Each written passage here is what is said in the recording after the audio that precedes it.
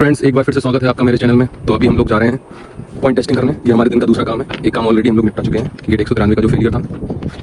और हम और अंकित भाई जा रहे हैं बस। बाकी मनोज पैनल पे है, वहाँ से वो ऑपरेट करेगा। यहाँ पे हम लोग टेस्ट करेंगे, दिखाते हैं आपको पॉइंट टेस्टिंग में क्या क्या करना पड़ता है। तो हम लोग आ चुके हैं गाइस पॉइंट मशीन पे, और ये है हमारा IRS टाइप का पॉइंट मशीन। पहले ये टेस्ट करेंगे, फिर आपको दिखाएंगे। तो दूसरा थिक पेप स्विच है ये, इसमें परमिसिबल जो स्पीड होती है वो थोड़ी कम होती है। वैसे ये लूप लाइन का ट्रैक है, लूप लाइन का पॉइंट है, तो इसमें जो गाड़ी एंटर करेगी वो 30 kmph की स्पीड से एंटर कर सकती है। और जो थिक वेव नए लगे हैं उसमें 50 kmph की स्पीड से एंटर कर सकती है गाड़ी के अंदर। और जो स्ट्रेट लाइन, मतलब अगर सीधा जाना हो ट्रेन को, तो वो IRS में है करीब 130। और जो थिक वेव स्विच नए पॉइंट डले हैं उनमें 160 अप टू 160 की स्पीड से ट्रेनें चल सकती हैं। हमारे इंडियन रेलवे में 160 के ऊपर तो अभी कोई ना तो ऐसा ट्रैक है, ना हमारे पास ऐसी कोई टेक्नोलॉजी है कि हम 160 के ऊपर की स्पीड को अचीव कर पाएँ। और ये हमारा पॉइंट मशीन है, इसका मेंटेनेंस सिग्नल डिपार्टमेंट को करना पड़ता है। तो हम लोग बताते हैं क्या क्या करना है। अंकित भाई खोलना है इसको। ये हमने खोला पॉइंट मशीन। अब अंकित कॉल लगाएगा मनोज को, वो वहाँ से ऑपरेट करेगा।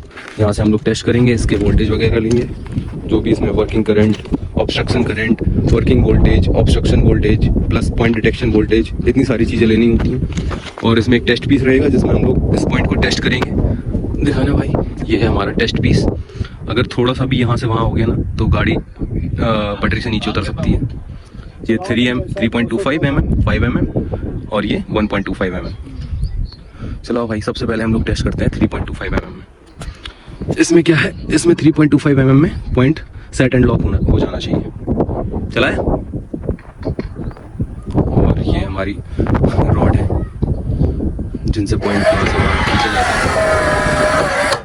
ठीक है, सेट एंड लॉक 3.25 में।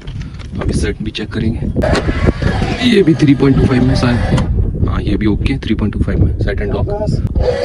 5 mm में ये फेल होना चाहिए पॉइंट। देखिए ये फेल है, इसलिए ये मोटर परमानेंट घूमती रहेगी। वहाँ पे एक ऑब्स्ट्रक्शन रहेगा उसका, जिसकी वजह से वो बैठ नहीं सकता है।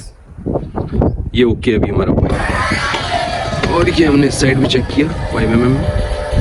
ठीक है भाई, वापस कराऊँ कि तो भाई ये हम लोगों को और इसके इंसुलेशन वगैरह भी चेक करने पड़ते हैं, जो ट्रैक को ड्रॉप ना होने दे। अगर ये लोहे का है, सब एक दूसरे में टच होंगे तो ट्रैक ड्रॉप हो जाएगा। ये पर्टिकुलरली किसी ट्रैक का हिस्सा होगा जिसमें ये पॉइंट आ रहा है। बाकी हम लोग ये देखेंगे इसमें कहाँ तक हाउसिंग है। हाउसिंग इसमें 3 से 5 स्लीपर होनी चाहिए। इसमें हाउसिंग बोलते हैं ये पंखी कितनी चिपकी है स्टॉक रेल से, स्टॉक रेल या टंग रेल। तो ये 1 2 3, इसमें 3 है। ओके, वापस चलवाना एक बार और वापस चलाओ भाई। ये भी 1 2 3, 1 2 3, ये भी ओके। चलो वापस।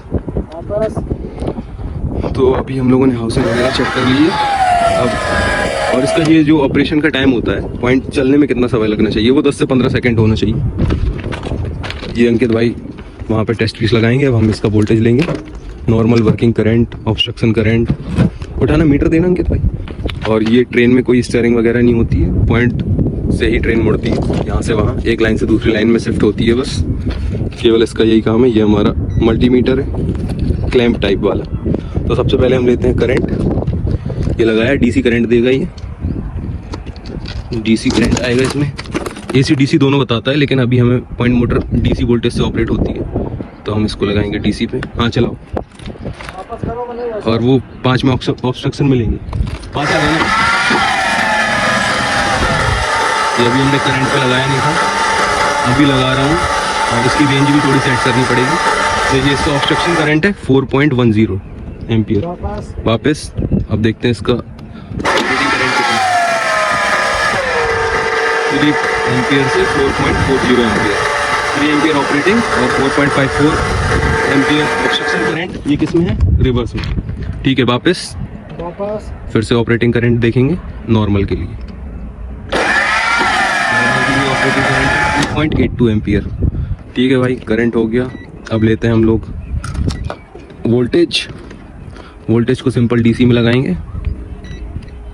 ये बंद किया, ये लगाया DC में। ठीक है भाई, चलाओ अंकित भाई।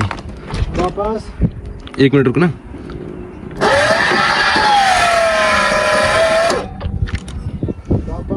चलो ऑपरेटिंग वोल्टेज 108, ठीक है। 5 की वो लगाना ऑब्स्ट्रक्शन, 5 का ऑब्स्ट्रक्शन लगा। हाँ वापस 108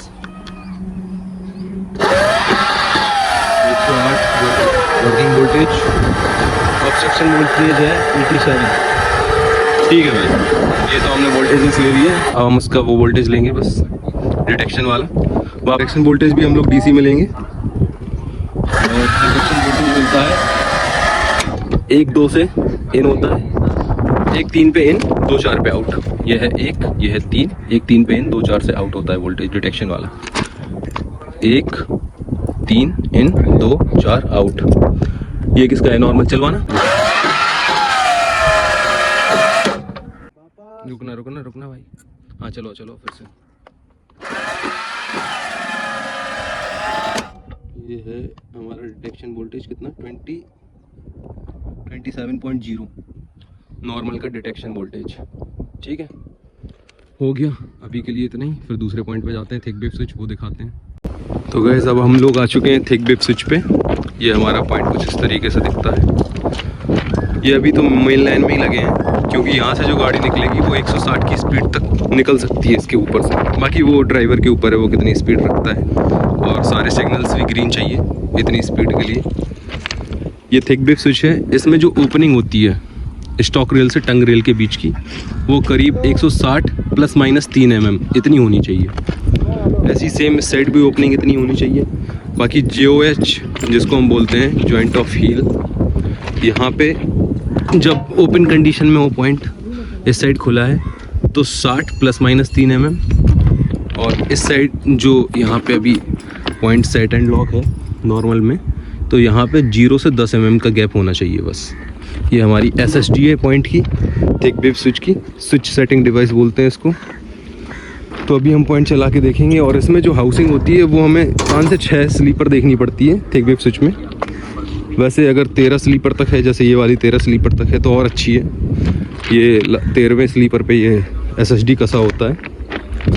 ठीक है भाई, चलवाते हैं ये वाला भी पॉइंट। अंकित भाई पॉइंट चलवाना पहले नॉर्मल एक बार। और ये पॉइंट ऑपरेशन का टाइम लगभग 10 से 16 सेकंड के बीच में होना चाहिए, ऑपरेशन पूरा पॉइंट का।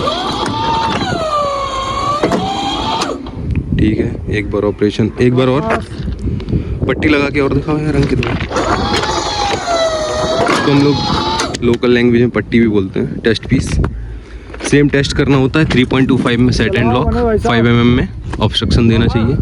ये 5 mm इसलिए हम लोग करते हैं ऑब्स्ट्रक्शन, मान लो कोई गिट्टी फंसी हो तो उसमें पॉइंट सेट एंड लॉक ना हो, क्योंकि वो मुंह खुला रहेगा, गाड़ी ड्रिल हो सकती है। ये अभी 3.25 में सेट एंड लॉक है। 5 लगाना। ये हमने लगाया 5 mm।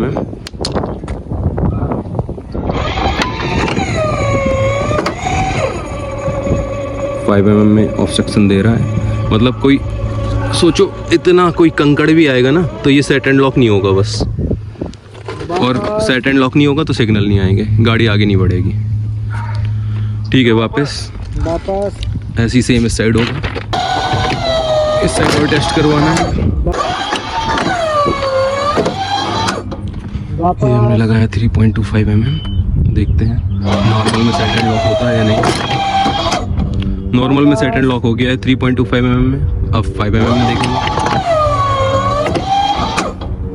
ठीक है भाई, ये वहाँ से ऑपरेट कर रहा है स्टेशन रूम से, पैनल रूम से उसको। ठीक है, निकालो पट्टी वापस।